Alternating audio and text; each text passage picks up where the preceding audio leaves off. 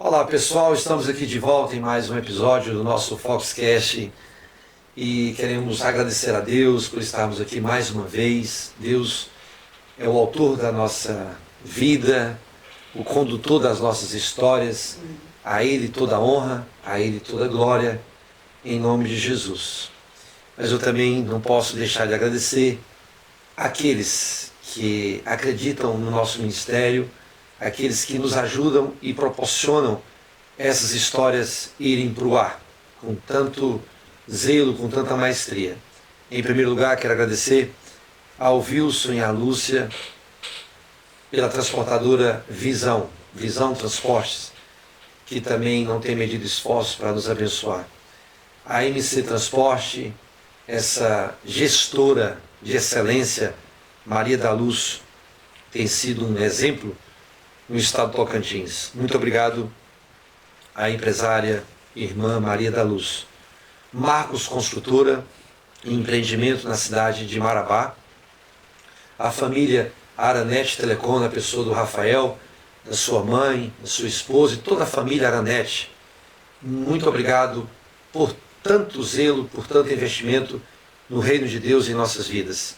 A Íntimos Cosméticos, na pessoa do Eisenhower e da Ruth Nilce, que também tem sido primordiais nessa nossa jornada, nunca nos largou de mão, sempre acreditando na gente, mesmo passando por grandes dificuldades, mas estão ali, firmes, sonhando conosco. Obrigado a Íntimos Cosméticos, em nome de Íntimos Cosméticos. E também o Dr. Jairo Rocha, formado em Medicina Integrativa, que atende pela cidade lá de Xinguara, Marabá, e é um dos meus médicos. Eu louvo a Deus pela vida do Dr. Jairo, que também é um filho que a gente tem. É um homem de Deus, um homem sensato, um homem honesto. E eu louvo a Deus pela vida do Dr. Jairo. Muito obrigado também ao meu amigo Daniel e minha amiga Poliana, farmacêuticos, que são proprietários da rede Hiperfarma, que estão ali alocados no grupo Campelo. Muito obrigado, Daniel e Poliana, também por acreditar em nós. E que vocês continuem crescendo como vem crescendo. Em nome de Jesus. Eu também quero louvar a Deus pelo Vasterli e a Marley por colocar a Renovar Recapagem nessa programação, nos ajudando com esse patrocínio. Muito obrigado, Vasterli. E eu tenho louvado muito a Deus porque sua empresa tem crescido muitíssimo. Desde quando você começou a semear, eu tenho visto que Deus tem abençoado vocês. E também a lanchonete Votuca, espalhada aí na cidade de Araguaína, em 6 pontos maravilhosos. Eu louvo a Deus, Rodrigo e Lê, por essa iniciativa, porque eu vi, Rodrigo, eu já fiz aqui uma entrevista com você. Você é um exemplo de homem, é um empreendedor, é um empresário, um homem de Deus, que também não cansa de investir no reino. Você é fiel. E louvo a Deus por essa lanchonete espalhada na cidade de Araguaína, por essa franquia, né? A Votuca. Os melhores lanches se encontram na Votuca. E agora, Paulinho Motos, meu amigo também. Paulinho Motos é uma das grandes descobertas da Araguaína no ramo de peças e oficina para motos. Muito obrigado, Paulinho. Você e Valéria são exemplo de também recuperação, de reestruturação, de restauração, de se reinventar. Muito obrigado, Paulinho e Valéria. E agora, por último, Império Tratores. Gente, eu vou trazer aqui o Carlos e a Lucilene, porque eu fiquei de 10 horas da noite a 8 horas da manhã, ao lado desse homem, em cima da BR-153, vendo a empresa dele e do seu sócio pegando fogo a noite inteira, com não sei quantos milhões perdido, sem seguro. E hoje o Carlos está se reinventando, ele se reergueu das cinzas e hoje ele tem condição de nos ajudar. Obrigado, Carlos. Obrigado pela sua dedicação, a sua fidelidade. E aqui estamos no nosso episódio de número 30 e eu quero hoje conhecer com vocês uma linda história que prova que milagre não é coisa do passado. E se eu for colocar o nome desse episódio, é 15% de chance e 100% de milagre, né, meu amor?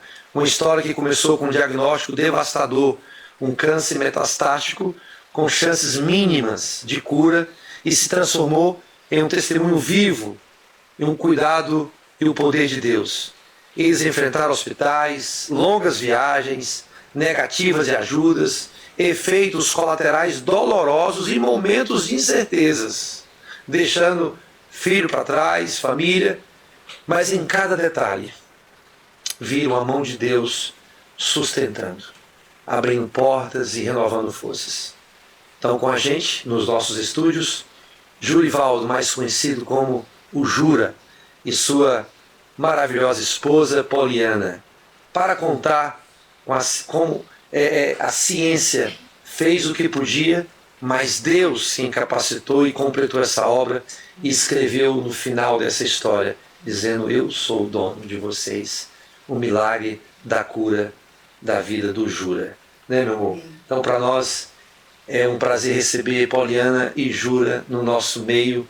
E antes da minha esposa se expressar, eu quero aqui dar as boas-vindas a vocês e agradecer pelo convite que vocês aceitaram para contar essa linda história aqui para nós. Amém. História de milagres é sempre o que move a humanidade, né? Milagre é a expressão do amor de Deus. E eu também sou um milagre e é uma bênção poder dizer isso, né, Jura? Quando você experimenta uma situação impossível humanamente falando e você vê literalmente a mão de Deus agindo na nossa vida.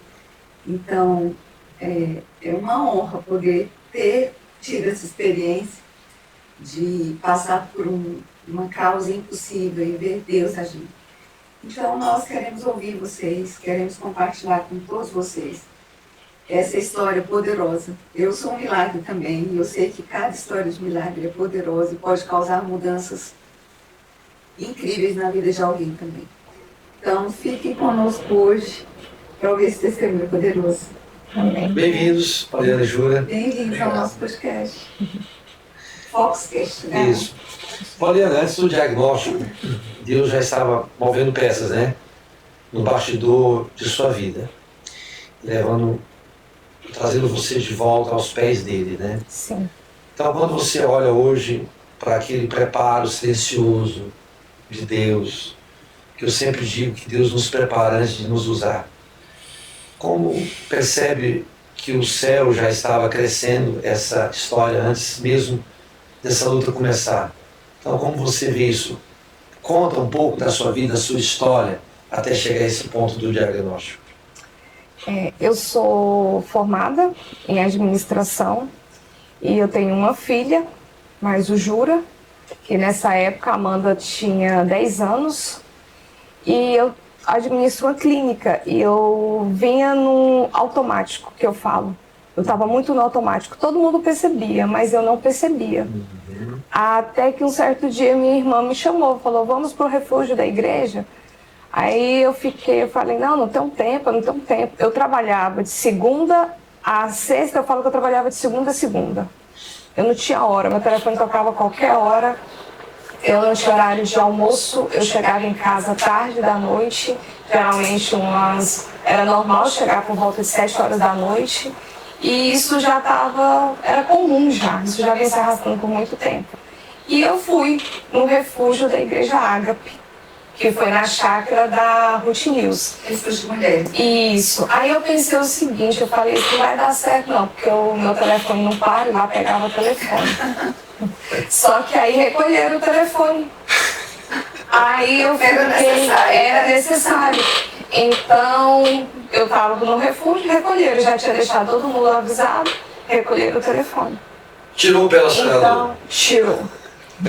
Então eu tive tempo de olhar tudo à minha volta, que eu fazia tempo que eu não olhava. Eu escutei as ministrações, a ministração da Bispa Zélia mexeu comigo demais. Sobre o perdão, né? Sobre o perdão. Então ali eu falo que foi a chave da virada. Ali literalmente, eu tenho uma gratidão por ela que eu acho que ela nem imagina, o tanto que houve cura naquele momento. E aí eu resolvi frequentar a igreja, depois do refúgio. E fui indo. A Amanda gostou muito E o Júlio, o que ele achou disso? O Júlio disse que eu estava na igreja dos ricos. Que bom, né? Que bom! Eu convidava ele e ele não ia. Ele ia para a Assembleia. A gente tá rindo porque essa história. Viu que não é nada disso, né? Aí eu deixava ele na Assembleia de Deus e ia para a igreja água. E a Amanda se incomodava. A Amanda era pequenininha, ela falava assim, mas eu queria todo mundo junto. Aí eu falei pra ela que eu aprendi com a administração e estava aprendendo cada dia mais na igreja. Eu falei, Amanda, tem que ser pelo amor. Deixa ele. Eu falei, vamos continuar. Aí eu convidava, ele foi uma vez, ele foi outra vez. E a gente continuava indo, a Amanda começou a participar. Aí veio o diagnóstico. O diagnóstico veio mais ou menos uns 60 dias depois do refúgio. Então, assim, eu tinha certeza que Deus estava me preparando. Porque eu sabia, eu trabalho na área da saúde, eu sabia que a caminhada era árdua, não era fácil. E o juro autônomo, a única pessoa com salário fixo era eu. E aí eu pensei, vai começar uma batalha muito grande. Nós tínhamos também 90 dias que nós tínhamos terminado de construir a nossa casa, nós estávamos ainda com muitas dívidas. E aí eu olhei para ele com o diagnóstico, ele olhou para mim e eu falei assim, nós vamos conseguir. Não sei como, mas eu não deixei ele nem um pouquinho assim, sem saber da verdade. Eu falei, não vai ser fácil. Eu falei, vai ser muito difícil. Só que nós vamos conseguir. E aí começou a luta. O Júlio foi operado depois de 30 dias, ele não podia ser operado imediatamente, porque ele estava com anemia. E antes da operação também começou a luta para descobrir o problema dele. Porque eu cheguei em casa, como eu cheguei tarde, na nossa casa tem lâmpadas amarelas e brancas. E nesse dia a lâmpada branca estava ligada. Eu olhei para ele e falei assim, tem alguma coisa estranha. Aí ele falou assim, não tem nada estranho. Eu falei, tem alguma coisa estranha sim. Eu falei, você precisa fazer um exame de sangue amanhã. Ele não quis fazer. No outro dia, eu falei, jura? Você tá com o cabelo opaco, com a pele seca e com o olho amarelo. Só Deus. Isso antes do diagnóstico? Antes do diagnóstico. Aí eu virei pra ele e falei assim, só Deus pra isso aí não ser um câncer. Sério? Aí eles... Que você já tinha experiência, Sim, né? sim, Isso, né? isso. Aí ele olhou pra mim e zangou comigo na hora e falou assim, não, eu vou fazer esse exame amanhã. Eu vou fazer esse exame. E aí? Aí ele fez os exames de sangue. O exame de sangue deu anemia. O médico passou o remédio pra ele da anemia. E por enquanto estava tudo ok. Aí eu trabalho com equipe de médico.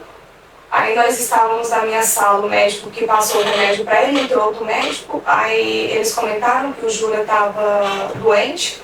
Aí o outro médico pediu para dar uma olhada no exame do Júlio. Aí comentou com o outro, falou, olha, acho que não é só anemia. Aí eles chamaram outro médico. Aí eu comecei a ficar assim, meio apavorada, porque quando eles começam a chamar um ou outro, aí eles ficaram lá na minha sala, 3 médicos discutindo o caso do Júlio. Aí um chefe meu, a esposa dele é gastro, aí ele falou assim, eu preciso encaminhar o Júlio para minha esposa fazer os exames. Aí eu falei assim, tudo bem. Aí o Júlio fez colonoscopia, endoscopia, vários exames e nenhum exame tinha dado nenhum resultado.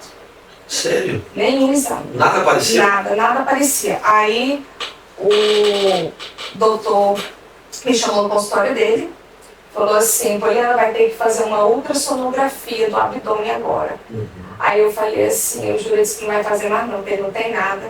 E vocês só querem fazer ele gastar dinheiro. Ele não vai fazer. Aí ele olhou pra mim e falou assim, você ama seu esposo? Eu falei, amo. Ele falou assim, então você vai dar um jeito dele fazer. Porque eu tenho certeza que ele tem um problema grave. É isso. Aí eu peguei, cheguei em casa e falei, Júlio, você vai fazer ultrassom. já está tudo organizado, o doutor Dorival vai fazer a ultrassom. Aí ele foi e fez a ultrassom. O doutor, como sabe que ele é meu esposo, já ligou para um médico-chefe meu e já deu o diagnóstico. Só que aí o meu chefe me chamou e falou assim, você já pegou o resultado? Depois viu na tomografia? Não, na ultrassom. Na ultrassom? Na ultrassom. Na ultrassom. Aí ele... A ultrassom mostrou. Mostrou. Aí ele me chamou e falou assim, o Júlio já pegou o resultado do exame? Eu falei assim, não. Quando pegar, você traz pra mim? Aí eu conheço eles, eu falei, eu já vou buscar. Quando eu busquei a ultrassom, eu não me contive porque eu trabalho na área, eu sei que alguma coisa estava errada. Eu abri, no que eu abri estava lá, suspeita de neoplasia. Aí as minhas pernas já estremeceu toda. Aí eu fui para dentro do consultório do médico e perguntei para ele se era aquilo mesmo que ele falou. Aí... Era um tumor. Era um tumor. Aí ele falou assim, mas eu preciso de uma tomografia para ter certeza. E de urgência. Eu falei, nós vamos fazer. Aí ele falou assim, você vai dar o resultado para o Júlio? Eu falei, não, doutor, eu não sou médico.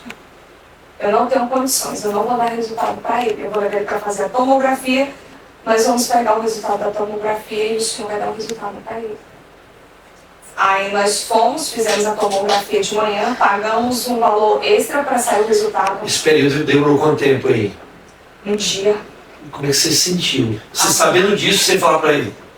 Eu fiquei desesperada. Eu olhava para ele, a vontade que eu tinha de chorar, de correr, eu fiquei desesperada. Aí eu ainda... E sempre a gente fica com aquela esperança, não, que tá errado. Você não quer aceitar.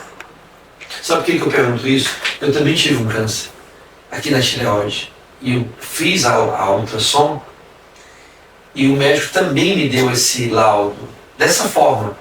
Até eu fazer uma consulta com o médico. Foram momentos terríveis de incertezas, insegurança. Foi terrível. Por isso que eu pergunto, porque é terrível esse momento aí. Sim. Ele dormiu, eu peguei o exame dele, eu passei a noite toda pesquisando, eu não dormia. Olha só.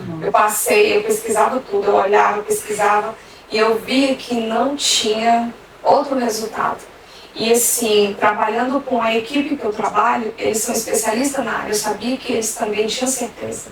Eles só queriam o outro exame para confirmação, o protocolo, mas eles tinham certeza do que era. Aí nós fizemos no outro dia, nós pagamos um dinheiro maior para poder sair o resultado em menos de 4 horas, porque eu falei para a moça, não aguento esperar 5 dias. E 5 dias era uma tortura. Aí nós pegamos o resultado, fomos para a clínica, eu falei para ele, o doutor João quer conversar com você. E aí o doutor perguntou para mim, Poliana, o que você acha? Eu falei, eu não acho nada, eu não sei de nada. Eu falei, agora é Deus, eu não sei. E Deus? Eu não sei. Eu liguei para minha cunhada, para o meu cunhado, eles ficaram desesperados porque eu falei para eles, eu preciso desabafar com alguém, o Júlio não pode saber ainda e eu não sei o que fazer. O meu cunhado, não, tá errado, tá tudo errado. O irmão dele, que mora aqui, que tudo é errado. Não é esse resultado. Vamos esperar o resultado final. Aí foi quando o doutor chamou ele. Pra conversar. E deu o resultado. E aí, Júlia, quando os médicos falaram que você só tinha 15% de chance de cura, muita gente teria visto assim como uma sentença, né? Mas você enxergou a promessa. Com certeza. Eu nunca acreditei na morte. Sempre algo falava dentro de mim. Não, ela falava ali, a médica falou, mas assim, não é Deus que está falando, é só uma médica, só uma médica. Tudo bem. Aí, de bom, ela falou que tinha feito residência em Ribeirão Preto e que tinha um médico lá renomado, Dr. Leandro Machado Collin, que estava fazendo um tratamento de uma pesquisa, era um tratamento experimental, mas que eu não me alimentasse esperanças muito não, mas às vezes comigo poderia dar certo e que me aconselharia isso se eu tivesse condições de ir. Eu falei, tenho, Então, o senhor vai, porque se o senhor se der certo, não é o senhor que vai ganhar, é o mundo que vai ganhar com isso. Olha, é ótimo, está precisando de pessoas assim, que não é acamado, que não é cadeirante, o senhor tem condições de se locomover. Vai. Uma cobaia. Mas eu falei, sim, doutor, então eu vou ser igual aqueles ratinhos, um cobaia. Sim, infelizmente, Grivaldo, Mas isso aí eu vou explicar para o senhor, vai atacar todos os seus órgãos, já está no pulmão. E a tendência é atacar tudo. O último é o cérebro. Quando atacar o cérebro, o senhor não aguenta, não resiste, morre. Então, o que eu te aconselho é isso. Procura as pessoas que você mais ama, abraça, conversa. Em outras palavras, eu entendi que ela falou despede. Tem tempo curto, né? É. Então era no pulmão? O tumor do Jura começou no rim direito. No rim. Aí do rim direito ele já passou para o pulmão. E tinha alguns focos nos linfonodos. Quando ele foi operado aqui em Araguaína, os médicos, o tumor tinha mais ou menos 10,9 por 11,8 no rim. Grande, né? O tumor dele era muito grande. Aí quando ele fez a cirurgia no hospital público, aí eu perguntei se eu poderia fazer a biópsia fora, porque eu sabia que ia demorar o resultado. Aí eles me entregaram uma vazia desse tamanho. Aí eu levei para biopsiar, pedi para biopsiar com urgência, mas pelo tamanho do tumor eu comecei já a estudar. E eu já sabia que a partir de 7 centímetros a chance de ser metastático era imensa. E aí quando saiu o resultado saiu que o tumor dele estava em estágio 4, era metástase, e já devia estar com toda corrente sanguínea. Aí os médicos me falaram o seguinte, não adianta mais fazer nada, Poliana, não adianta ficar correndo, não adianta desespero. É pouco tempo, ele tem pouco tempo de vida. Eu falei, quanto mais ou menos, isso eu não sei, 1 ano. Falei, certo. No máximo. No máximo. Aí eu falei, não tem tratamento? Não tem tratamento. Aí eu fui estudar. Eu descobri que existia a imunoterapia para paciente com câncer renal. Era o único tratamento. Só que a imunoterapia no Brasil só tinha ela particular. Custa em média de 50 mil a aplicação. A cada 21 dias, 14 dias. Aí o médico falou pra mim, realmente, questionei ele quando ele me falou assim, né? Poliana, não tem tratamento. Eu falei, mas tem imuno. Ele falou, só particular. Nossa. Aí eu falei pra ele, se eu for correr atrás, não vai dar tempo, né? Ele morre antes, é esse? Falei, aí ele só fez assim com a cabeça, né? Aí eu falei assim, tá. Aí eu comecei a orar o tempo todo. Eu andava orando o tempo todo. Eu olhava pra minha filha, eu pensava, meu Deus, como é que eu vou criar ela sozinha? Sem pai. Eu falei, não, Senhor, sem pai não, eu não vou criar ela sem o pai dela. Eu falei, o Senhor não vai deixar. E eu sempre orava. Eu estava andando, eu estava dentro do carro, eu escutava o louvor, eu estava orando. E eu fui para casa. Aí eles marcaram a consulta do Jura. Nós chegamos lá cedo, pensando se não ser atendido logo, era 8 horas a consulta dele. O Jura foi ser atendido, era quase 2 horas da tarde. Ele já estava estressado, já estava brigando. Mas isso tudo era propósito e a gente não sabia. Aí quando nós entramos no consultório da médica, ela falou assim, eu vi que o senhor não está trabalhando, e então devido a isso, tem um protocolo de pesquisa em Ribeirão Preto, que abriu agora e talvez o senhor se encaixe. Por isso que eu demorei a atender o senhor. Ela pediu desculpa, ela estava esperando a resposta do médico de Ribeirão. É a médica daqui? A médica daqui. Então já estava querendo passar algo convite para vocês. Isso. Aí ela explicou pra gente, no primeiro momento ela falou que eles só aceitariam a gente se a gente mudasse para Ribeirão, só com residência em Ribeirão. Eu fiquei sem chão e falei pra ela, nós mudamos. Aí ela, a senhora trabalha? Eu falei assim, mas eu mudo. Aí nós fomos embora. E o Jura falou assim, qualquer coisa eu vou, depois vocês vão. Eu falei, isso não funciona. Ou nós vamos todo mundo, ou nós não vamos em ninguém. Que Deus. Aí eu passei uma semana que eu me deu dor de barriga, tudo que eu comia, e eu tinha náusea. Eu vomitava e tinha diarreia o tempo todo. O que o estresse provoca, hein? Emocional, E isso. E eu continuei trabalhando o tempo todinho. Eu trabalhava. Eu não deixei o serviço porque eu pensava o seguinte: só tem eu para sustentar a casa agora. Empresa não tem coração. Por mais que eles queiram me ajudar, mas eles precisam do funcionário para fazer aquela função. Então eu falei, eu vou ter que saber diferenciar. E eu orava muito a Deus para Deus me dar muita força. Aí me deu, assim, veio assim na minha cabeça, assim, como se Deus falasse comigo: vai atrás da médica. Aí eu liguei na clínica e falei para esse menino: eu vou atrasar um pouquinho. Aí eu fui atrás dela e falei assim: doutor, eu não tenho um telefone, um e-mail, algo que eu pudesse ver como é que é esse tratamento? Aí ela falou assim: tem, tira a foto aqui. Aí eu tirei a foto do celular dela, fui para a clínica, cheguei lá, tem um médico mais novo que estava lá. Aí eu lembrei, eu falei: ele tem uma filha, eu vou conversar com ele. Aí eu olhei bem nos olhos dele e falei para ele, eu falei: doutor, me fala desse tratamento. Aí ele olhou, aí ele falou assim: esse tratamento é a única chance que o seu marido tem.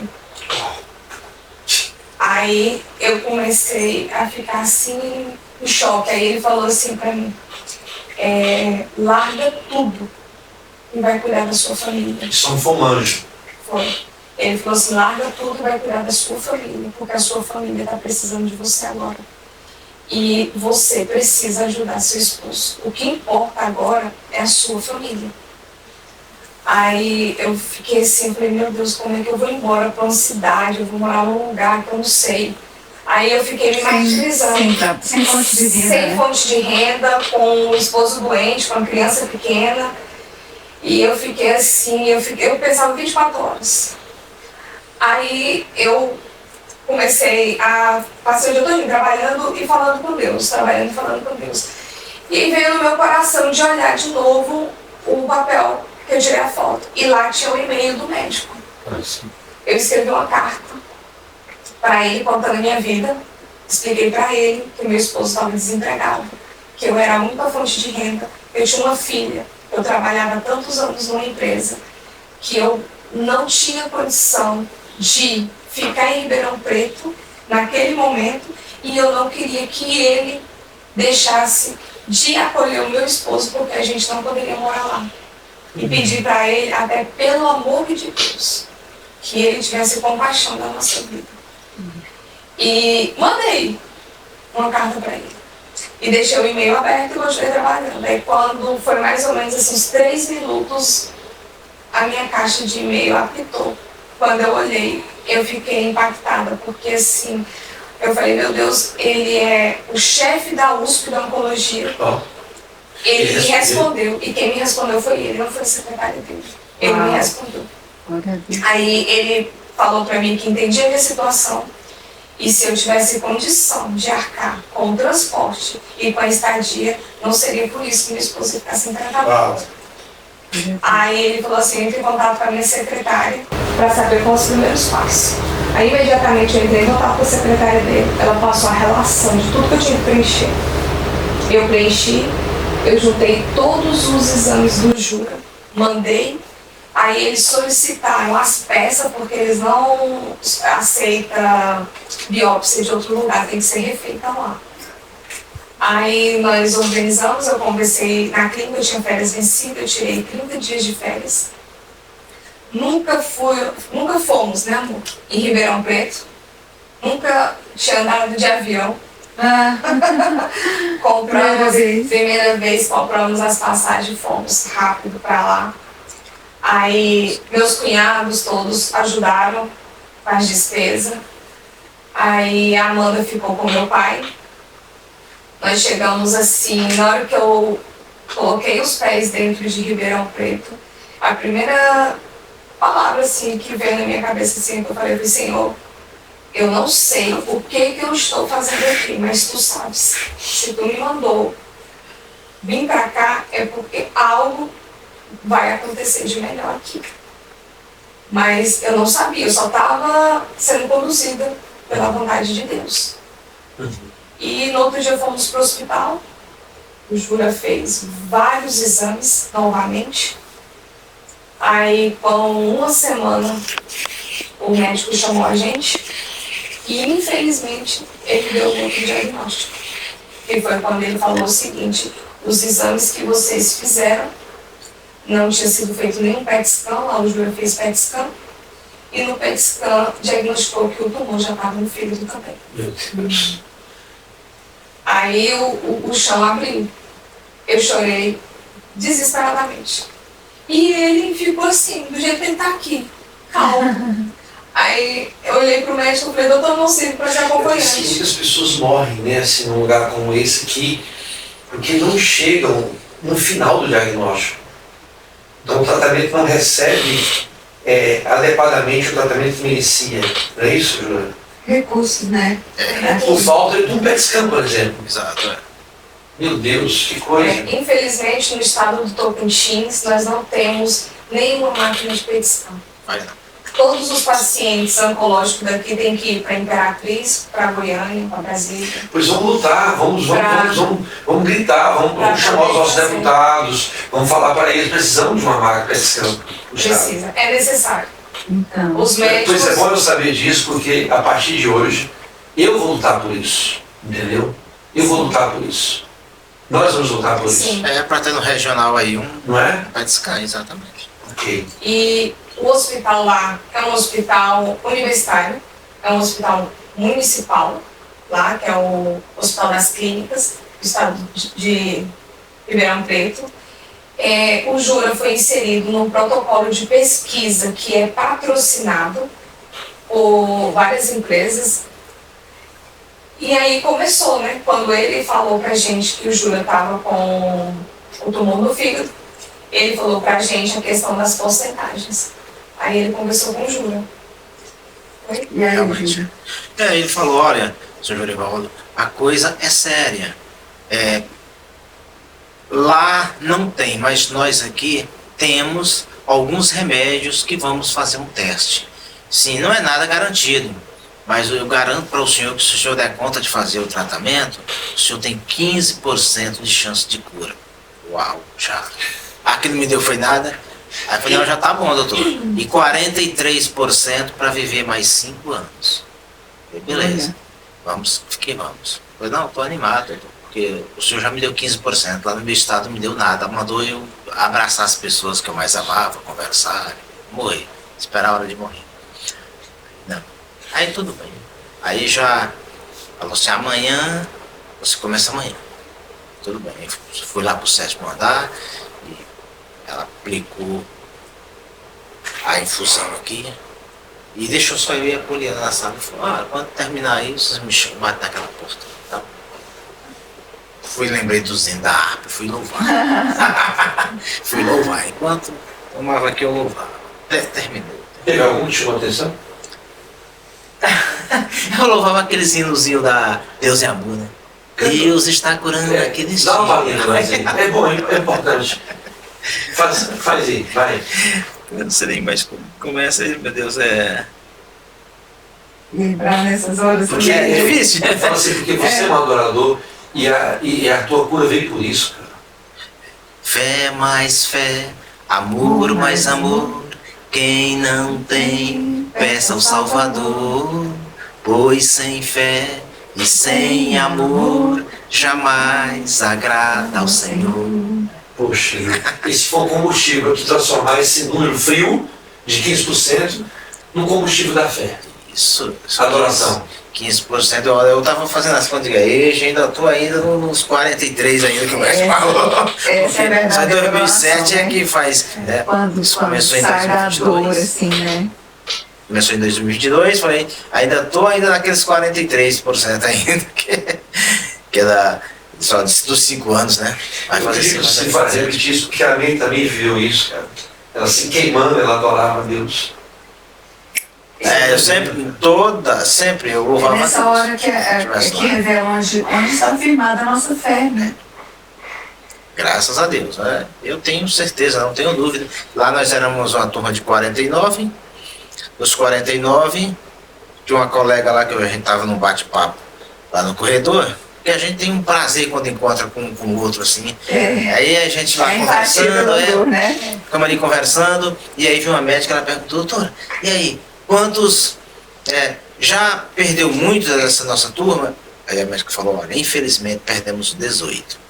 Ai, 18, O seu Jorivaldo e não sei quem lá de Uberlândia, casos especiais, tem que ser estudados, porque vocês com 2 anos e 2 meses eliminaram os tumores.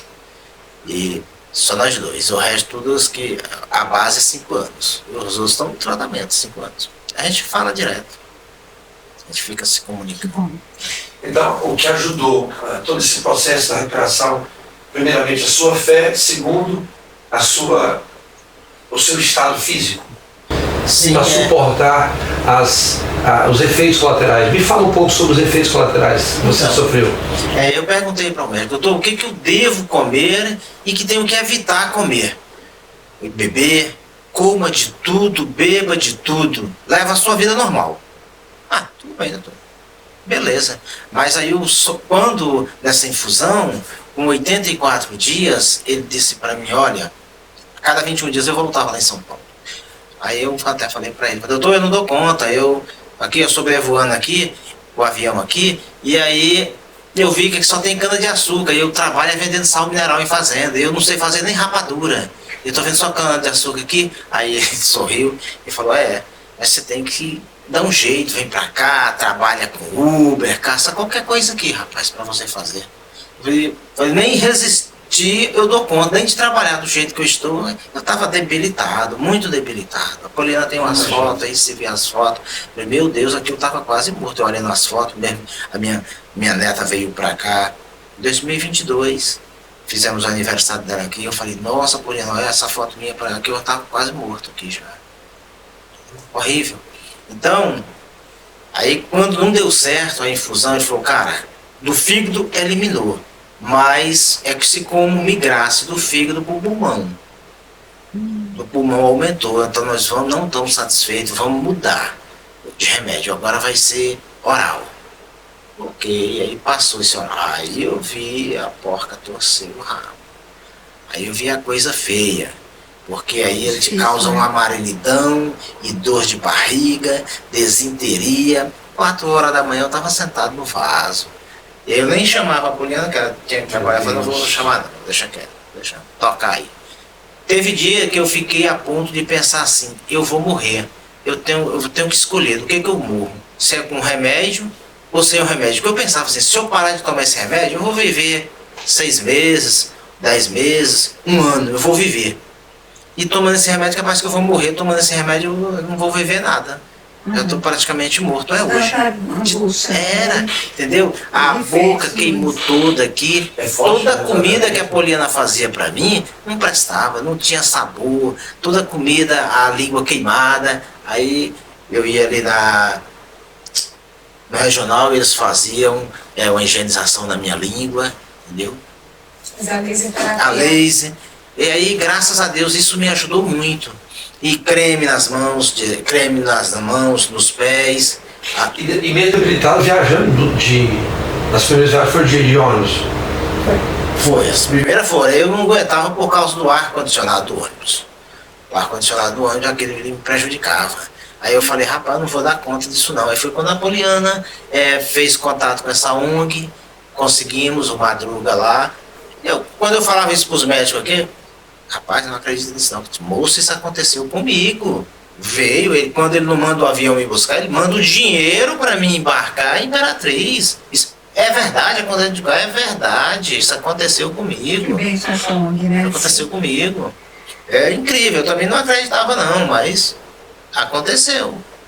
E acontece, a Poliana conseguiu para a Leila, está conseguindo ir para algumas pessoas que procuram ela está conseguindo. Ela representa essa ONG aqui no Tocantins, graças a Deus. Agora ela vai falar dessa ONG. Então, quando eu voltei lá, que eu falei, doutor, não estou aguentando. Ele disse, rapaz, olha, você tem que ver que esse problema seu é muito sério. é muito forte. Nós temos que arrumar um remédio mais forte para combater. É isso aí. Aí eu pensei, tudo bem. Não tinha ainda o resultado dos exames que eu fiz naquele dia, né? Aí, quando ele me falou, olha, cara, eu não posso nem falar, mas eu vou falar para você. Houve uma redução de 10%. A gente só pode falar que houve redução quando há pelo menos 30%. Mas já houve de 10%. Aí eu pensei, não, beleza. Falei, não, agora eu prefiro morrer com remédio então, do que ficar aí 6 meses e saber que eu vou morrer. Prefiro que vai... Se já reduziu 10%. Se já reduziu 10%, Aí eu voltei para cá. Com 81 dias de novo, que repetiu os exames, ele falou, cara, 30%. Uau. Eu, beleza, uau. Aí, nossa, eu vibrei, graças a Deus. Falei, não vou morrer mesmo, não. Rapidão, com 2 anos e 2 meses, falou, ó, você eliminou, você não tem mais tumor no teu corpo em lugar nenhum. Não tem tumor, não tem tumor. E pode suspender os remédios, não precisa mais tomar remédio. E agora só vem de 3 em 3 meses, de 90 em 90 dias. Ok, de 90 em 90 dias eu vou cumprindo o protocolo. Mas não, toda vez que eu vou, cara, rapaz, vai ser impressionante. Você, a cada vez que vem aqui, os resultados do exame melhoram. Cada vez, inclusive, uma anemia que eu tinha desde 1990, foi curada essa anemia. Ele falou, até a anemia, Jurivaldo, não existe mais não, nem você mais não. Existe não, doutor, não existe mais não, acabou. Entendeu? O tratamento serviu até para anemia. Tinha também uma vesícula aqui, que quando o médico abriu para tirar o rim, já arrancou essa vesícula, já levou junto. Tira tudo que não presta. Tirei essa vesícula, eu não senti falta. Eu não sei nem para que tem vesícula, porque eu não senti falta dela. De nada, entendeu? Do rim sim, porque eu tenho que estar tomando bastante água, entendeu? Por fazer trabalhar, eu pensei que não, que eu tinha que poupar, tomar menos água. Não, tem que tomar mais água. Tenho que tomar água. Aí com o nefro aqui, eles me sugeriram... Toma alguém, toma alguém. Já tomei aqui. Um brinde aqui, um brinde? Um brinde. Aí ele disse, olha, eu acompanhando com o nefro aqui, ele falou, cara, teve um tempo que o meu rim estava só 30%.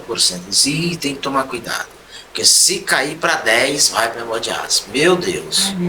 Hemodiálise, eu tenho um irmão que faz hemodiálise, é um sofrimento. Ele vem 3 vezes por semana aqui fazer isso. Eu falei, não, doutor, não falo, não tem desse, não. Falou, não, o remédio seu aqui é tomar água. É tomar água. Aí eu, beleza, vou tomar água e largar de tomar refrigerante. Falou, larga bebida alcoólica. Eu não tomo bebida alcoólica mesmo. Falei, não, é água. Ótimo. Aí eu passo uns remédios, doutor, para melhorar o funcionamento do rim. Ele passou e eu venho tomando. Aí toda vez que eu ia lá, ele estava melhorando 40, 45. Agora, a última vez que eu fui, ele falou, cara, teu rim está funcionando 64%. Eu falei, nossa, maravilhoso, que bênção. Então, eu vou fazer um adendo. Mas só que quando ele começou a ficar muito ruim, que foi quando o Asis, a primeira vez, nos ajudou, tem um médico que também é associado a... Não é associado, ele segue o Asis Brasil no Instagram. E nós começamos a acompanhar esse médico, ele é do Rio de Janeiro. E ele falou o seguinte, que única chance de um paciente com metástase conseguir eliminar realmente o câncer rápido era se ele fizesse atividade física regularmente. Porque se ele fizesse academia todos os dias, todos os nódulos na corrente sanguínea ia abrir e o medicamento ia oxigenar, percorrer por todo o sangue. E aí eu peguei e falei pra ele, vai pra academia então. Ele falou, eu não aguento. Eu falei, faz 10 minutos. Aí eu matriculei ele na academia, lá perto de casa, no CAT. Aí o pessoal lá tudo conhece a gente. Aí eu falei para os meninos o problema dele, falei, fica de olho nele, se caso ele passar mal, vocês me ligam. Aí os meninos falaram, não, a gente leva ele para casa, que é aqui na esquina. O Jura fazia 10 minutos iniciais, 15 minutos. Hoje ele faz 1 hora e meia. Eu fico brigando, chega, basta 1 hora de musculação. Falei, para que isso tudo? Ele faz regularmente, ele não falhou. E com isso, nós vimos cada dia mais. Ele falava assim, ó, no dia que eu fico ruim, eu não quero ir, mas se eu não for, eu fico pior. Ele ia, aí quando era à noite, que eu estava na academia, o Jefferson falava bem assim, o Jura passou mal. Eu falei, ele não fala nadinha pra mim.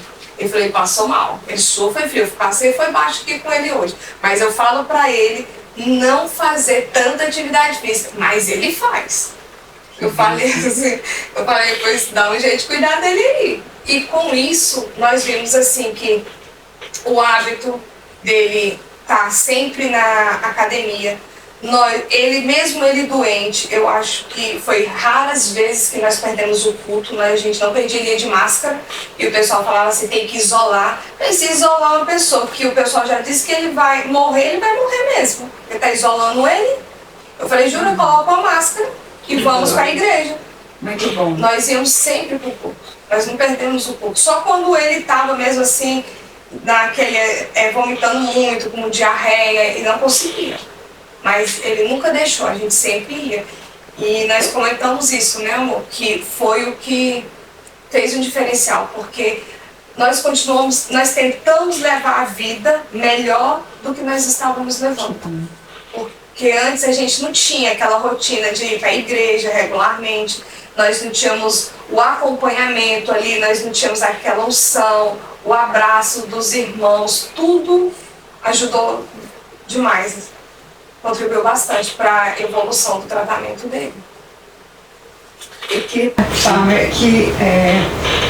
Como eu vivi, né, uma experiência também dolorosa, difícil, e foi longa, uma caminhada longa também, e eu vivo muito o que diz a Escritura, né, e quando eu vejo, no caso, assim, situações desse jeito, causas impossíveis e dolorosas, né, e eu associo com o que a Escritura diz, que as provações, elas produzem em nós perseverança, e a perseverança confiança, e a confiança também nos traz esperança. E essa esperança é que não traz confusão na nossa vida, porque a esperança é Jesus. E eu vejo na prática como literalmente as tribulações, elas produzem em nós, extraem de nós tanta coisa boa, né? E o quanto é importante, Júlia, nessa hora ter uma esposa que tão firme, é fiel, e é nessa hora que a gente vê de fato amor. Nós tivemos essa experiência também, porque na minha experiência com o processo de queimadura, o Amil se revelou um marido extraordinário, né? Então, como é maravilhoso ter um companheiro também fiel nessa hora, e quantas coisas foram realçadas na vida de vocês, né? A fé, o relacionamento em se importar mais com o outro, ter uma qualidade de vida melhor, o seu trabalho, que era um Deus para você, você agora começou a equilibrar, trazer um equilíbrio para isso. Então, quantas coisas boas aconteceram, né? E nessa hora, eu trago à memória também Romanos 8:28, onde a Escritura diz que todas as coisas cooperam para o bem dos que amam a Deus, né? Muitos acham isso um terror, pensar dessa forma um terror, porque como assim uma situação difícil vai trazer alegria, ou você pensar, mas é isso que a Escritura diz, que Deus, ele é um Deus presente na nossa vida, né? Ele faz com que as coisas que pareciam ruins, ele faz com que elas se tornem a nosso favor. Então, é a diferença entre aquele que serve e que não serve a Deus, né? Reconhecer a mão de Deus e experimentar, né? Provar esse sabor de um Deus que realmente produz em nós o eterno peso da glória, né? Durante essa jornada você recebeu muitos nãos, né? Recebemos. Nãos do sistema, das circunstâncias, da lógica humana. Qual foi o momento em que Deus transformou esses nãos em sim, que vocês perceberam realmente de fato que Ele estava no controle de tudo? Porque de 49 perdeu 18. Ou seja, o tratamento é eficaz, mas não é tão...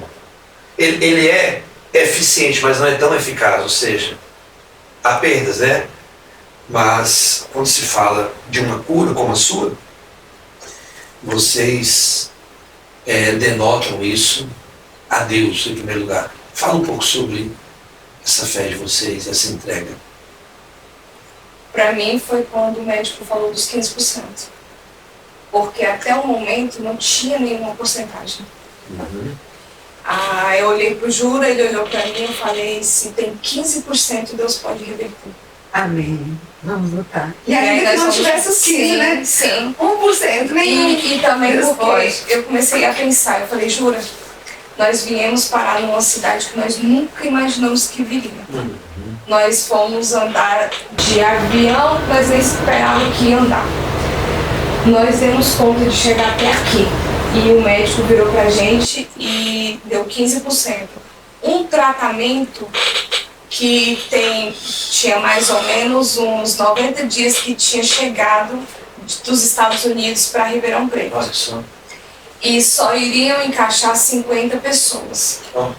E desses 50, uma vaga era dele. Milagre, Então, né? assim, eu falei, é um milagre. Eu falei pra ele, nós já estamos com a vitória. Exato. E quando ele começou a louvar, eu comecei a filmar ele. Aí ele falou, você tá fazendo o quê? Aí eu fiz assim pra ele. Aí quando terminou, eu falei assim, eu filmei. Pra quê? Eu falei, hoje meu testemunho. Aí ele começou a sair do hospital, eu comecei a gravar ele filmando e eu falando a primeira imundo e tal, e eu gravando. E aí eu comecei a tirar foto dele toda a vida, tirando foto. Aí ele, pra que isso tudo? Eu falei, eu preciso, porque as pessoas, nem todo mundo acredita no que você fala. Eu falei, esses dias mesmo, eu até brinquei com a Márcia, né? Eu mandei pra ela uma foto da biópsia do Jura e foquei. Eu falei, ó, é metástase que tá escrito aí, ó, e é estágio 4. Ela falou, não, eu sei. Eu falei, não, mas o último estágio é o 5. É o 5. É o 5. Ele tava já indo pro último. Aí eu falei pra ela, eu sei que você crê, mas eu falei, é bom ver. Porque, eu falei, muitas das vezes as pessoas acham assim, não, eles falam que é metástase, mas nem sabem o que é metástase. Entendeu? E é realmente, porque na época que o Jura foi diagnosticado, eu pesquisei muito, estudei muito. Tinha poucos casos que tinha tido cura. Pouquíssimo casos que tinham acontecido isso. Desses 50, além do Jura, tem quais foram que sobreviveram ao tratamento? 49, 18 foi pra Glória. 2 eles não deram como curado, que a gente tem que estar voltando lá, fazendo exame. Dos 50, quantos curados? 2. 2. Eu e um de Berlândia. Sério, Jura? Você. Sério, Jura? Entre os 50, você. Eu sou um Dos deles. 50, 2. 2. E os outros estão no tratamento, lutando, fazendo tratamento. Na mão de Deus. O tempo todo, apóstolo. Porque quando Meu nós Deus. fomos para Ribeirão, aí nós recebemos o TFD, né? O TFD é liberado para todo mundo que faz tratamento fora. A médica preencheu tudo, eu dei entrada. Negado. Dei entrada, negado de novo. Aquilo me consumia por dentro.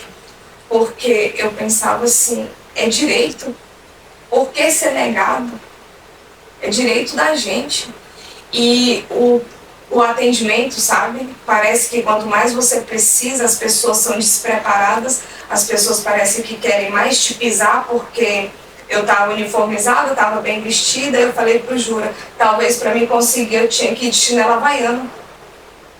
Para mim conseguir. Eu falei, infelizmente, nós temos isso no país.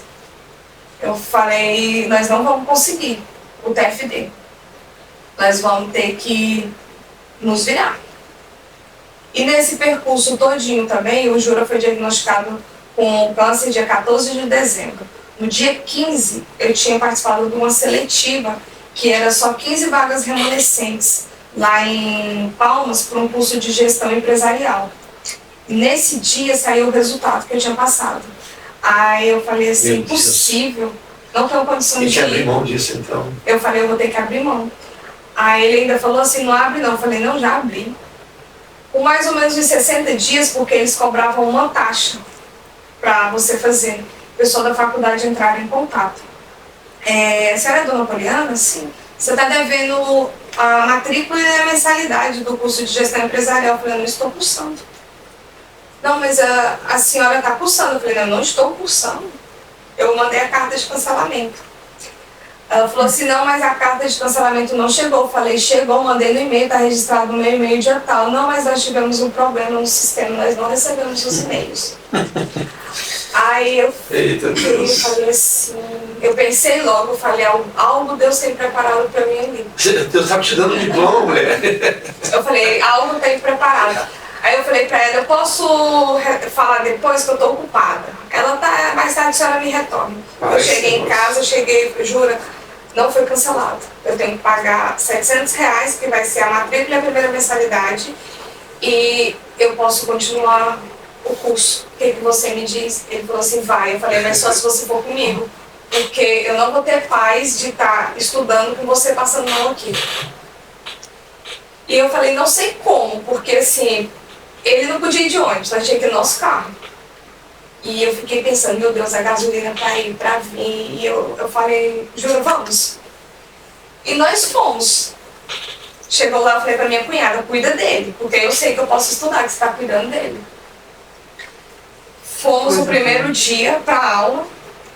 No primeiro dia mesmo, eu já encontrei umas meninas que é representante de medicamento.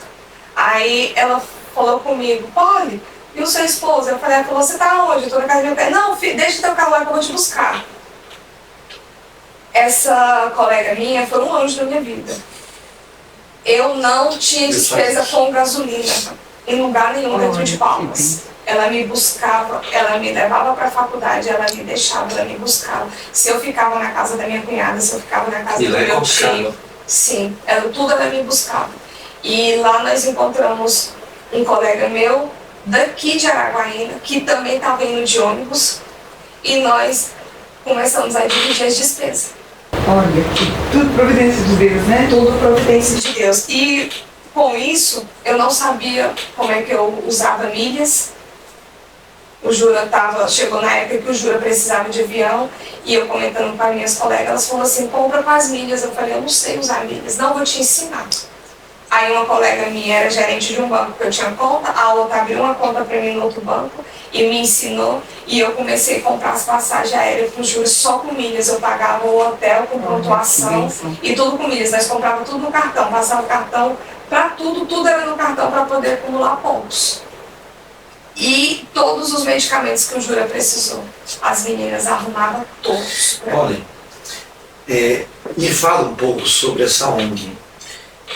Porque é o seguinte, um dos objetivos maiores de trazê-los aqui também é óbvio, para nós é uma alegria ter o Jura aqui, para nós, meu Deus, é um milagre. E quantas vezes que eu orei pelo Jura ali na igreja, da forma que ele pensava e sentia que ele não ia morrer, eu também tinha esse mesmo sentimento também, essa mesma fé. Que eu não tive com outros, mas com ele eu tive, que ele não ia morrer, ele ia sobreviver. Diz que Deus estava fazendo um milagre, né? Eu acompanhei espiritualmente a vida de vocês em todo sentido. Mas o objetivo grande também aqui é você ajudar outras pessoas. E você disse que é representante hoje dessa ONG. Você descobriu essa ONG. Essa ONG fica onde? Por exemplo, quem está passando por uma situação como essa procura você. Como é que isso se dá? É fácil ter acesso? Me fala um pouco sobre isso. Essa ONG foi o seguinte, foi uma paciente que viu a nossa luta em Ribeirão Preto, que nos falou dela. Aí chegou um dia que o Jura estava com febre e precisava ir para Ribeirão Preto na semana seguinte. Ele não tinha condição de ir de ônibus e ele não podia deixar de fazer a quimioterapia. Então eu acionei o presidente da ONG, que é o João Madruga, e o João me passou o site para mim preencher os formulários. Eu preenchi todos os formulários, acionei ele, mas naquela dúvida eu imaginei aonde que ele vai mandar um avião. Ele é da onde, João Madruga? Porto Alegre. Eu fiquei pensando, eles não vão mandar um avião buscar meu marido, não vai mandar, isso não existe. Aí ele me ligou e falou assim, Poliana, nós... Ele estava onde? aqui em Aqui em Araguaína. Araguaína, tendo para São Paulo. Isso. Aí ele falou assim pra mim, ele falou, olha, não tem como a gente pousar um avião aí em Araguaína, nós não conseguimos, já entramos em contato até no município, tudo, é muita dificuldade. Porque não tem todo. Mas nós conseguimos para Goiânia. Ele aguenta ir até Goiânia, eu falei, ele vai ter que aguentar.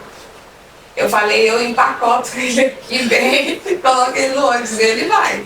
Aí, nessa época, a Amanda também já estava passando por vários problemas psicológicos por causa do pai. E eu não pude acompanhar ele. Aí ele tem outro filho, Felipe. Eu liguei pro Felipe, falei, Felipe, eu preciso que você acompanhe o Júlio. Ele falou, não, me fala onde quer que eu já vou. Aí o Felipe foi para Paraíso, que ele morava ali perto de Palmas, a esperar o Júlio chegar lá. Aí o João pagou a passagem de ônibus do Júlio e do Felipe até Goiânia. Quando chegou em Goiânia, já tinha um representante da ONG já aguardando eles. Pegaram eles, levaram para o aeroporto Santa Genoveva e tinha um daqueles aviões pequenininhos já aguardando eles, só para levar o Júlio para Ribeirão Preto. E eles levaram e trouxeram. E não foi só uma vez. E aí, quando eu fiz a live ensinando o pessoal a preencher o documento da Latam, o João me convidou para ser voluntária, se caso alguém precisasse, eu auxiliar na documentação junto com ele da Latam. Aí eu assinei o documento sendo voluntária deles. E toda vez que é preciso, eles nos ajudam. E teve uma vez que foi assim, surreal o que aconteceu. O Júlio estava bem aparentemente, fez alguns exames aqui, eu encaminhei para Ribeirão. A médica disse que os exames não estavam compatíveis com o que eu falava que ele estava aparentemente, e a médica falou assim, eu preciso, isso era numa quarta-feira, eu preciso do seu Jurivaldo aqui segunda-feira. Eu falei, doutora, não tenho condição de comprar uma passagem aérea desse jeito, e de ônibus, se ele for, ele vai adoecer. Aí eu respirei bem fundo e falei pra ele, eu vou ter que falar com o João. Aí eu ficava com vergonha porque... Madruga. Isso, porque eu pensava assim, que todo mundo precisa ser ajudado. Eu ficava, meu Deus, eu vou ter que perturbar o João de novo. Aí eu entrei em contato com ele. Aí ele pegou e falou assim pra mim, Poliana, não sei se a gente vai conseguir aéreo, porque falta pouco tempo, tá muito caro as passagens, tá caríssimas. Aí eu fui ajudar ele, né, a pesquisar. Eu peguei e falei pra ele, olha, por Imperatriz tá mais barato do que por Palmas. Mas se não tiver outro jeito, eu falei, pode ser de ônibus. Eu falei, João, hoje eu não tenho dinheiro de pagar um pão de queijo pro meu esposo, pra ele ir. Aí ele falou assim, não se preocupa, que nós vamos dar um jeito, Poliana. Aí ele falou assim, não compra ainda a passagem de ônibus, espera. Quando foi na sexta-feira, eu falei assim, eu tenho que comprar, porque ele tem que sair daqui hoje, porque até chegar em Ribeirão Preto é 2 dias de ônibus. Aí ele espera um pouquinho, eram umas 10 da manhã. Quando foi mais ou menos umas 11h40, ele me ligou. Ele falou assim, passa os dados do Jurivaldo rápido e o seu. Aí eu falei, o que foi? Ele falou, um empresário aqui, uma pessoa aqui de Porto Alegre, sentiu no coração de fazer a doação das passagens aéreas para vocês. E as passagens aéreas vai ficar em R$5.200. Aí eu falei para ele assim, você vai fazer o seguinte, você vai pegar a minha passagem e vai doar para outra pessoa que precisa. Porque o Jura não tá do jeito que os exames estão falando. O Jura tem condição de ir sozinho. Ele falou, você tem certeza? Eu falei, tenho certeza. Que bem. Aí o Jura chegou lá, os exames que ele fez lá em Ribeirão Preto não foi compatível com os exames dele. Ele tinha mandado. Lá eles já estavam com equipe de hematologista. Falso, né? Sim. Tinha uma equipe já de hematologista já esperando ele, e a médica me ligou e falou assim, ele vai ter que fazer um transplante de medula. Eu falei, ele não vai fazer transplante de medula, ele não precisa. Ela precisa, Poliana. E ele tá vindo sozinho e não vai fazer. Eu falei, se for o caso eu vou, mas não vai precisar. Aí chegou lá, eles viram que não precisava de nada. Ele estava muito bem. Então, quem está na situação pode ligar para você então. Pode, que eu passo o contato do Asis Brasil. Você pode dar seu telefone aí para as pessoas anotarem? Sim, meu telefone é 639-9997-0201. Amém. E hoje, com a cura declarada, Júlia, vocês olham para trás e veem assim Deus não só curou o corpo, né? Mas também moldou o coração de vocês, casamento, paternidade.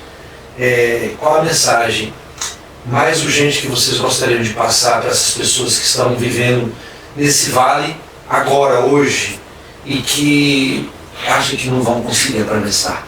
Qual a mensagem que vocês dariam a essas pessoas? Não abaixar a cabeça. Vocês podem olhar para aquela câmera ali. Não abaixar a cabeça, acreditar em Deus e correr atrás e ir para São Paulo. Porque se ficar por aqui, morre. Eu falo para todos. Vai para São Paulo. Se ficar aqui, morre. Você está falando algo interessante. Não tem recursos, Eu falei, né? inclusive, isso ontem na igreja da campanha que nós estamos. Muitas vezes o milagre já está ali. A mulher do poço. O poço estava lá. Jesus não ia pegar a água e colocar na boca dela. Isso é das coisas que você tem que fazer. Jesus não vai fazer aquilo que é para você fazer. Então, o milagre já está ali, só precisa do movimento. Então, ter a fé, mas vocês têm que correr atrás do milagre. Sim. Para as coisas se materializar, acontecer. É isso que você está dizendo.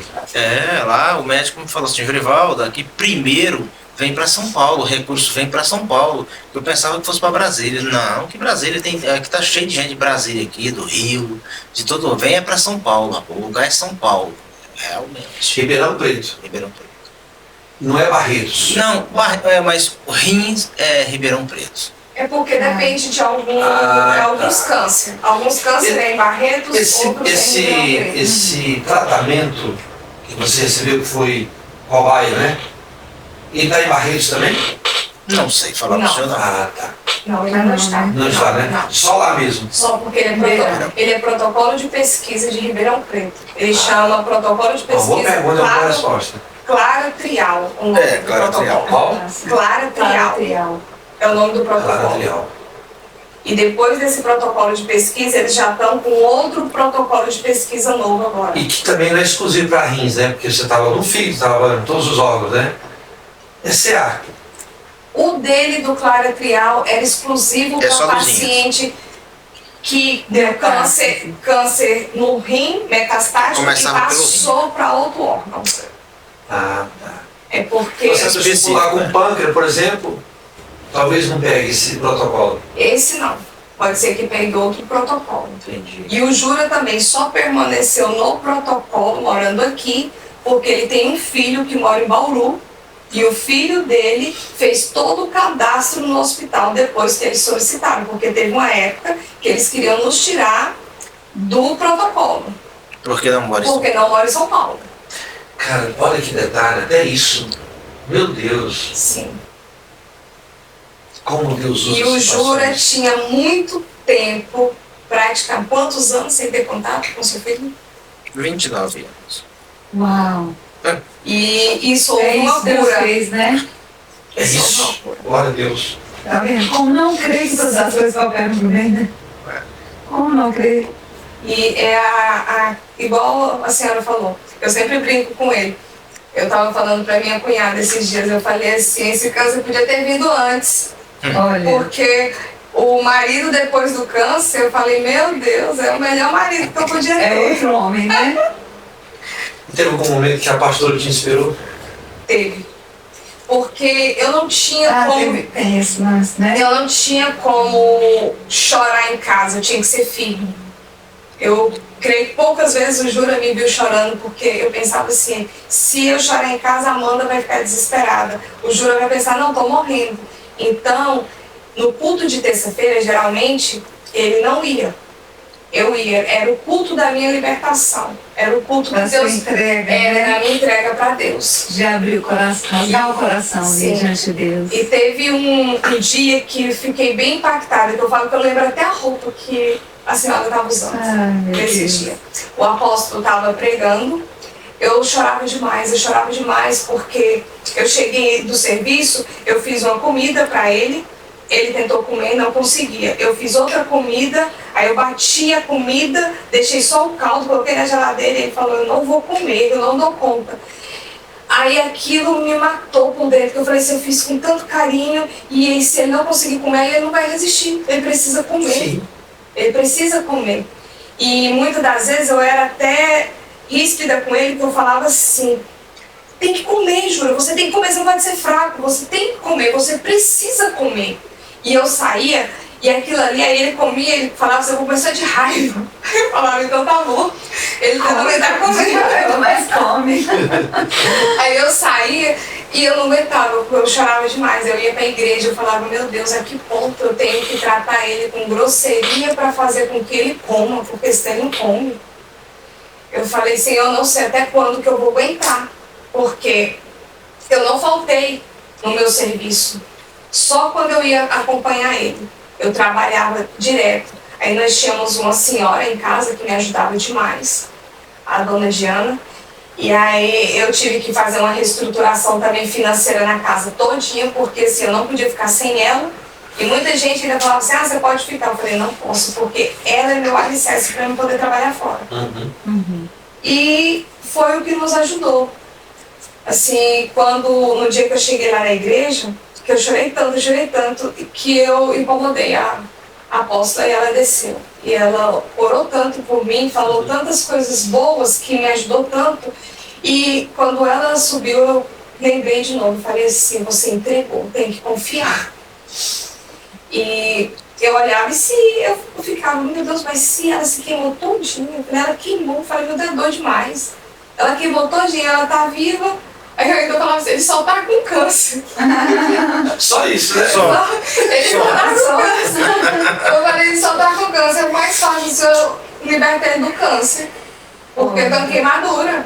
Aí isso me dava muita força. Toda vez que eu ia pro culto, que eu olhava pra senhora, eu pensava assim, o Júlio vai ser curado. Amém. Amém. O Júlio vai ser Que curado. bom, né? Saber disso, que a gente Olha serve de pra onde inspiração. Que E bênção. eu falo assim pra todo mundo, que se você entregar nas mãos de Deus, você tem que entregar e confiar. Porque se você só entregar e ficar ali tentando mexer, ali, não, eu vou dar um jeitinho, não deixar Deus agir, Ele não vai trabalhar na sua causa. E eu tive que aprender a entregar e confiar nele. Amém. E Amém. graças a Deus nós tivemos a Esse é vitória. o caminho, né? E aí, Júlio, Deu certo. como é que é congregar na igreja dos ricos? É bom, né? É bom. Não, mas é porque eu sempre eu congregava na Deus e Amor. Sim. Eu gostava de Deus e Amor, mas depois que morreu o David Miranda, aí parece que deu uma bagunçada. Aí, inclusive, o pastor aí saíram, aí eu saí. Aí fiquei ali na Assembleia de Deus. Aí ela veio para a Batista. Da Batista. Aí depois, não, você está procurando igreja de rico, eu gosto de igreja de gente humilde. Aí depois ela foi para Ágape. E aí eu continuava na Assembleia. Aí ela, vamos rapaz, de vez em quando ela convidava, eu vou. Eu fui. Aí o que mais me chamou a atenção foi aquele dia em que pegou fogo numa A loja do empresa de tratores Isso, aqui. Carlos. Que aí o senhor falou assim, falou lá e falou, olha, pega o dízimo e as ofertas Sim, de hoje e centavos, passa para ajudar o nosso. Aí cria a coluna aqui na casa. Eu falei, rapaz, aqui é diferenciado. Eu nunca tinha visto em outra igreja fazer isso. Depois eu vim fazer de novo, digo, realmente. É a igreja do amor mesmo. Ele falou isso mesmo. Você viu Ele falou. a Rosângela ontem, né? As coisas que fazem a diferença. Porque eu falo assim, porque na realidade tem esse boato da igreja dos ricos. Por quê? Eu vou falar aqui agora. Porque a igreja começou em nossa casa. Depois nós mudamos para um salãozinho ao lado da Quatro Ventos, ali de frente à Associação Comercial de Araguaína. E do lado da associação tem o Via Filadélfia, aquele restaurante de pizzaria. E às terças-feiras, que é os dias de culto nosso, era dia de reunião da Seara e que o Via Filadélfia estava lotado. Então tinha muitos carros ali na porta e a igrejinha era bem pequenininha, 140 metros quadrados. A ponto da gente colocar uma antena. Ao ponto de colocar a antena na porta, ficava saindo gente pelo ladrão. E aí o pessoal pegou aquela fama. Todo mundo Entendeu? achava que aqueles carrão era tudo da nossa É. igreja. Entendeu? Mas, e aí depois a gente mudou e hoje nós estamos Mas mais o bom é que Adelina. isso foi atraindo também outras pessoas. Então assim, nós somos ricos, mas da misericórdia, da graça e do amor de Deus. É uma igreja família, né? O amor é a maior E que- riqueza, né? E é esse amor que faz a Nós gente ter essa atitude. Percebeu, né? E nós somos nós somos pastores que nós não valorizamos o dinheiro. Nós valorizamos o dono do dinheiro, que é Deus, né? Então, assim, o dinheiro é apenas uma ferramenta, né? Todos nós precisamos, né? Mas nós não seguimos o mamon, né? E sim o Senhor. Então fica esse recado, sejam bem-vindos, né? E para nós está sendo uma honra pastoreá-los. Oriana, eu tenho uma admiração muito grande por você. Você, assim, como eu gostaria que você, assim, fosse a minha secretária, vamos dizer assim. Eu tivesse hoje uma grande ONG, por exemplo, hoje, grandes programas para você. Você é muito eficaz, assim, você é muito eficiente, eficaz, você eficiente e eficaz. eu te admiro demais. Eu quero poder ter condições de usar os seus talentos ali na igreja. Você é muito boa, né, Júlia? Ela é muito boa, você é muito... Deixa ela pra mim, Ministério Infantil, tá? Mas é muito pouco, é muito conteúdo. Isso que você fez e você correu atrás e resolveu tudo isso. Nem qualquer um consegue não, Poliana. Verdade. E você é equilibrada. Em momento algum a gente viu você desesperada. De forma alguma, sempre coesa, sempre, entendeu? Eu admiro você, sua irmã, sua família, entendeu? Seus pais têm muito carinho por eles. E você, Júlia, você também é um cara assim que, assim, de primeira mão, você não oferece muita abertura para um relacionamento. Mas quem te conhece sabe que você tem um coração, cara, maravilhoso. Você é um homem de Deus, entendeu? E que Deus não entrega situações como essas que entregou para você e para mim, não é para qualquer um que ele permite isso. Eu, por exemplo, não daria conta disso, entendeu? E você foi ali resiliente, você sofreu demais. Não dá, é o Senhor mesmo. É o Senhor. A força não vem de nós, não, é o Senhor. É Deus. É a graça de Deus que nos faz isso. Eu me acho fraco, sinceramente, hoje eu admiro. Rapaz, como que eu dei conta? A gente sabe que Mas todo mundo tem fé, né? a gente sabe que é a força do Senhor. Eu só tenho uma fezinha menor. Agora eu pensava assim da igreja do Zica, porque foi o Cleiton, ele colocou Ele isso tá na minha cabeça. voltando. Eu estudava aqui no Norte de Goiânia, mas o Juvenil era meu parceiro de companheiro, de fazer trabalho de escola junto. Aí um dia ele me chamou, vamos lá pra igreja, né? Aí eu falei, vai, a igreja dos ricos. E a igreja dos ricos, eu gosto de igreja de pobre. Aí esses dias eu falei com ele, Cleiton, você tem que ir lá na igreja dos ricos, rapaz. Ele, é mesmo? Sabe como é que eu tô? Vai lá, cara. Vamos pensar. Amém. Pois é, então assim, a história de vocês não é sobre vencer um câncer. Quero que vocês entendam isso. É sobre vencer o medo, a escassez e todas as vozes que tentaram roubar a esperança de vocês. As pessoas que disseram que larga esse irmão, não vai dar certo, perda de tempo. Então não é sobre só vencer o câncer, é sobre acreditar quando não há motivos visíveis para acreditar, que é um Deus do impossível. Então para você que está me ouvindo aqui agora, que está nos ouvindo, talvez a sua batalha tenha outro nome. Seja na área do relacionamento, da enfermidade, das finanças, mas a verdade é a mesma. Quando Deus entra na guerra, porque isso foi uma guerra e foi vencida. Essa guerra, ela gerou várias batalhas. Batalhas do diagnóstico, batalha dos transportes, batalha do sustento, batalhas de todas as situações. Casamento. Então eu digo que não há diagnóstico, estatística ou obstáculo que possa resistir. Então assim, que essa entrevista, que esse podcast seja um lembrete vivo de que milagres ainda acontecem. Eu estou aqui diante de um milagre, eu estou diante de outro milagre, né, Poliana? Fomos ferramentas, né, testemunhas vivas desse milagre. E que a fé não é apenas uma crença, não é um conjunto de pessoas manipuladas crendo naquilo que uma pessoa está falando, mas é a chave que abre portas para o impossível. Eu creio piamente nisso. Então eu quero agradecer. Eu deixo agora os microfones dos nossos focos para vocês se despedirem dos nossos telespectadores e ouvintes. Eu vou despedir com muita gratidão a Deus, em primeiro lugar, e a Faculdade de Medicina de Ribeirão Preto, a Igreja Ágape, a todos que oraram por mim. Entendeu? Eu me lembro de cada abraço, isso me fortaleceu muito. Eu sempre falo assim, olha, na Igreja Ágape, se fosse criar uma secretaria do abraço, o Martinho tinha que ser o secretário. Que é o único que gosta de um abraço. E faz bem mesmo. Faz bem. Isso é bom. Martinho. Cura, abraço cura. Cura mesmo. É uma das técnicas da terapia humana, é o abraço.